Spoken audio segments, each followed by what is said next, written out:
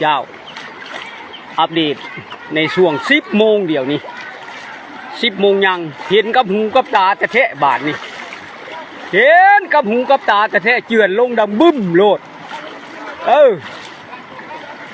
แปลว่าจุดที่4ได้นี่เฉพาะมื้อนี้นี่เป็นจุดที่4แล้วนี่โอ้ยสั่งมาเป็นในนี่เทเดเนาะแล้วบอล1พันยังบอล1แล้วบอล1พันยังบอล1เอาไป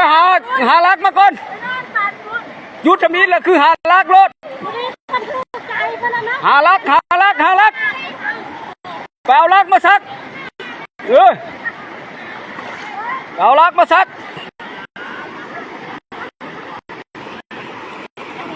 อยู่ในช่วง10 โมงยังเดี๋ยวนี้เห็นกับหูกับตากระดอกบานนี้โยดหึ่มลงอันนี้อัปเดตล่าสุดเนาะอยู่เฮือนของทานดวงอุทัยคือเก่าเด้อเฮือนของทานดวงอุทัยคือเก่าผู้ใดยังบ่ทันได้กินM100เด้ออันนี้ผู้แจกM100ก็ได้จะเบิ่งดูอัปเดตให้เบิ่งสดร้อนเลยแหละเห็นกับหูกับตาโยทึมลงผ่านตัวนี้แล้วผันยังตัวนั่นผ่านตัวนั่นผันยังตัวนี้โอ้ยตายแล้วแบบนี้จนว่าแอนกันแล้วป้านจุดที่1ก็ตั้งแต่บ่าย 3 โมงหลังจากป้านจุดที่1บนมันเจือนก็แล้วพากันเมื่อปั้นเข่าเศร้า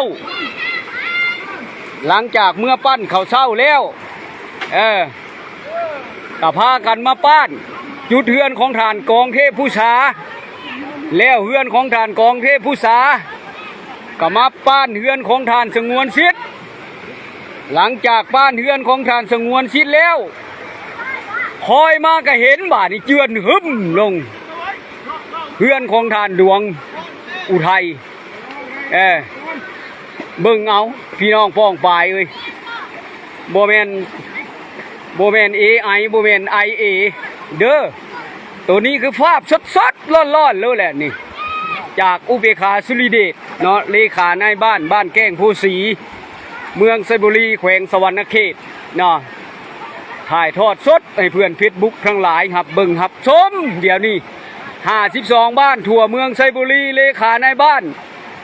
ส่งกำลังใจมาให้คอยเด้อป้านเท่าใดไปแห้งล้นป้านเท่าใดเป็นแห้งรู้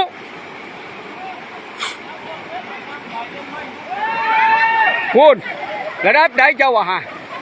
ระดับเอาคนลงนำพุ่นเห็นได้ก็บ่ต้องถอยเห็นได้บ่ต้องถอยไปเอาไม้มาไปเอาลักมาเห็นได้ก็สู้ไว้เนาะผู้เจ้าเบิ่งดูน้ำเสบังไพตัวนี้ก็จุดหล่อแหลมที่จุดที่มันโค้งเนาะว้าวในนั้นซะที่มันโค้งมาจากแก้งเนาะที่มันโค้งมาจากแก้งแล้วมาทางเสนี่เนาะไอ้เบิ่งเอาเนาะเห็นกับหูเห็นกับตายืนฮึบลงเนาะเห็ดจุด1แล้วเห็ดจุด2แล้วเห็ดจุด3แล้วว่าสิพากันพักพรผัดจุดที่4ผัดเจือนฮึบลงพระเจ้าก็เห็นมุกเห็นใจเนาะชาวบ้านแก้งผู้ศรีองค์การจะตั้งถูกภาคส่วนเนาะบางคนกับจังทันได้ปั้นข้าวเศร้าหรือบ่เนาะบางคนก็บ่ได้ไปยามห้อนมอง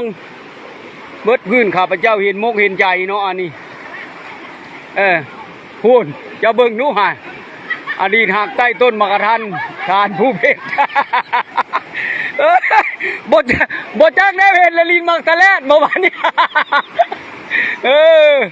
บ่จักแนวเห็นละลินมักตะแลดน้ำบ่เฮ้ยเห็นไหนก็ไปเอาลักมาเฮ้ยนอลักมีมองใดกอไฟบ้านผู้ใดตัดมาเดียวกว่ามันเจือนดีกว่ามันเจือนแห้งกว่านี่ไหนเดียวนี่ เดี๋ยวนี้หากระ10 โมงหนึ่งได้นี่เด้อ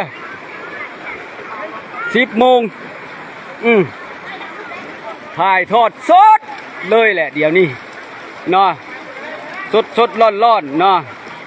คนธรรมดาคนธรรมดายกโป้แถมก้อยเพิ่นว่า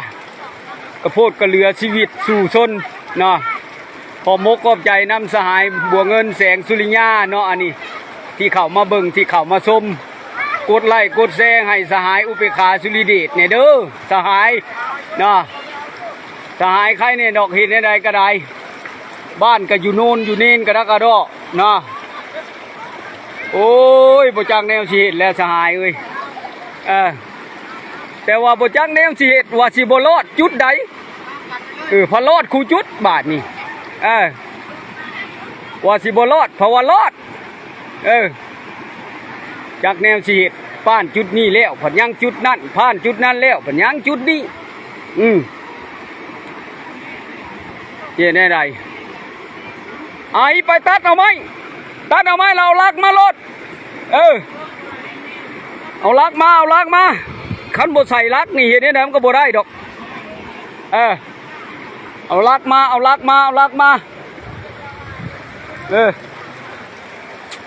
จากแนวสิเฮ็ดแหละเป็นแบบนี้แต่ว่ากระทั่งสู้เนี่ยก็สู้บ่ถอยดอกนะบ่ได้ป้าบ่ได้ปล่อยดอกเห็นได้ใดคันปล่อยไปนี่กระทางเส้นนี่ระหว่างแก้งโพสีกับบ้านสะกองนี่ทางเส้นนี้อาจจะขาดกันปล่อยไว้นี่ขาดแท้แน่นอนเนาะบ่พอเท่าใดน้ำอาจจะเต็มบึงอ้อบึงแดงคันป้าไว้นี่ไหลแท้ไหลว่าเนาะ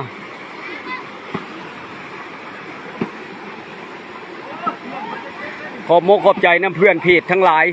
เนาะอันนี้เพื่อนเพจบุ๊กทั้งหลายที่เข้ามาเบิ่งที่เข้ามาชมที่เข้ามาให้กำลังมุกที่เข้ามาให้กำลังใจเนาะว่าเดี๋ยวนี้ข้าพเจ้าสู่มาตั้งแต่3 โมงกับ3 โมงกลางเว้นกับยังใครบ่าย3 โมงกลางคืน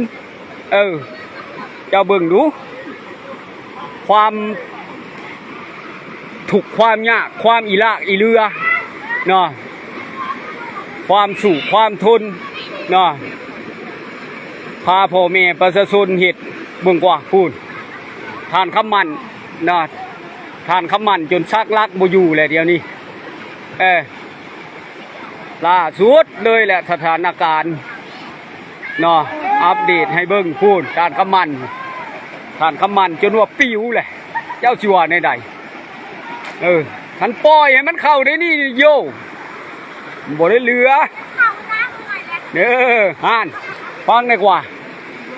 ลูกบ้านว่าให้มันเข้ารถน้ำเมื่อยแหละเขาอ่ะเมื่อยแล้วปล่อยมันเข้ารถน้ำเขาเอาเห็นได้ก็สู้เด้อ